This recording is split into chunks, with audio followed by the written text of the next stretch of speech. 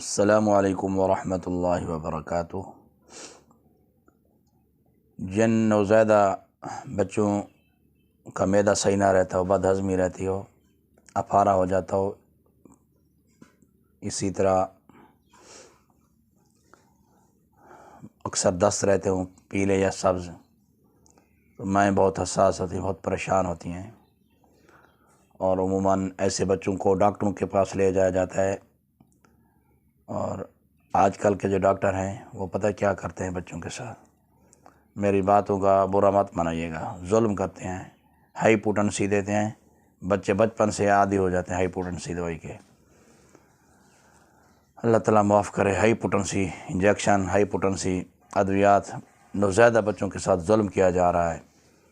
وقتی طور پر تو بچے ٹھیک ہو جاتے ہیں، لیکن ان ہائی پوٹنسی جو ادویات دی جاتی ہیں، اس کے جو مضر اثرات ہیں، آپ لوگ تو واقف نہیں ہیں، ہم واقف ہیں۔ خود وہ ڈاکٹر اپنے بچوں کو اس طرح کی مضر صحت ادویات استعمال نہیں کراتے، لیکن آپ کے بچوں کے لیے ٹھیک ہے۔ انہیں کیا، انہیں ان کی فیسیں بن رہی ہوتی ہیں، اور ساتھ ساتھ جو ہے نا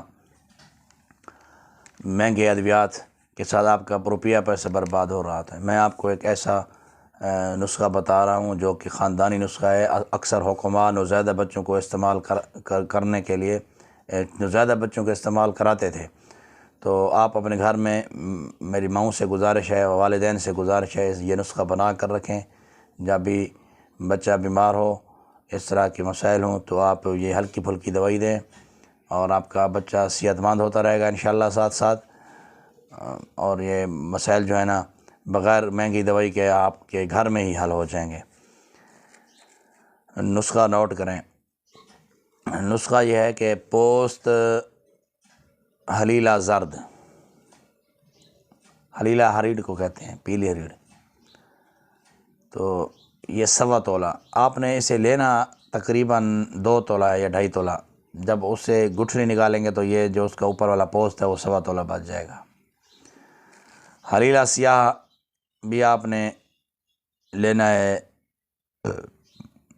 3 ماشا، یعنی یہ کالی ہریڑ کو کہتے ہیں۔ یہ آپ آدھا تولہ لیں گے تو جب اس سے یہ 3 ماشا نکلے گا، ٹھیک ہے جی۔ اور اس کے بعد آپ پودینہ خشک لینا ہے، بہیڑا، دانہ الائچی کیلاں، الائچی کیلاں بڑی الائچی کو کہتے ہیں، دانہ الائچی خورد، چھلکا اتار کے بیچ سے دانے نکالنے ہیں، سہاگا بریاں، سہاگا لے کر بھون لینا ہے ہلکی آنچ پر آگ کی، سنا مکی، یہ تمام چیزیں 3 ماشا لینی ہیں۔